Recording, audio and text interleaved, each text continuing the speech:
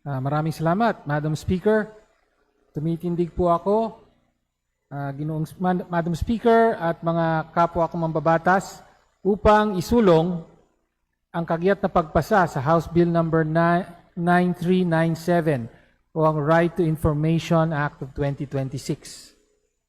Napakahalaga ng panukalang ito sa pagtitiyak na ang kapangyarihan ay nagmumula at nananatili sa sambayanan. Sariwa pa sa aking alaala ang pagpupunyagi natin noong ika-17 Kongreso kung kailan masigasig nating ipinaglaban ang pagsasabatas ng Freedom of Information Act.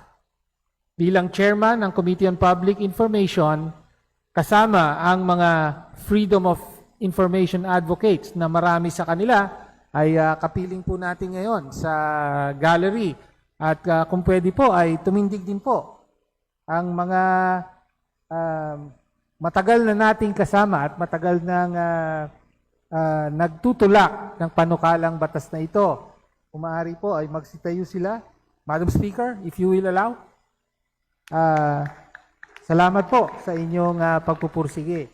Thank you. Okay.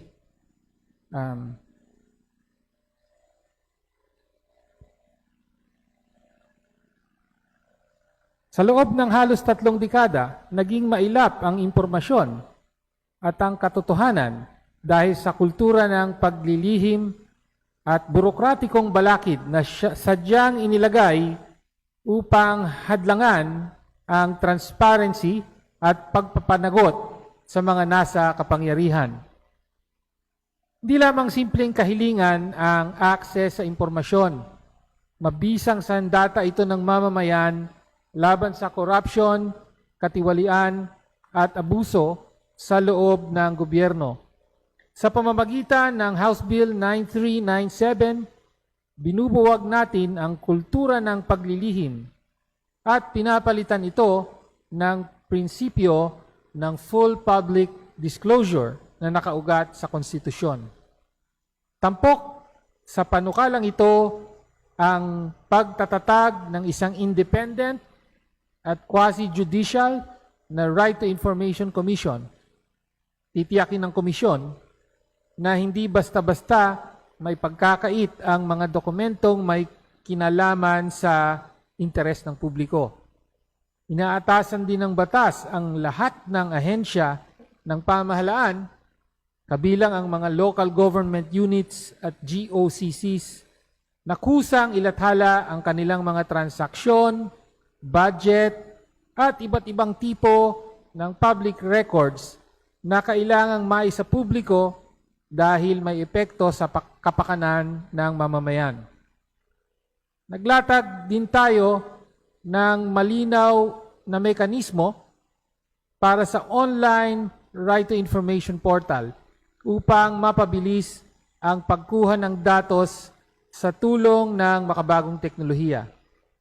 Higit sa lahat, nagbibigay ang panukalang ito ng matibay na proteksyon para sa mga whistleblower na may lakas ng loob na maglantad ng mga anomalya at maling gawain sa burokrasya.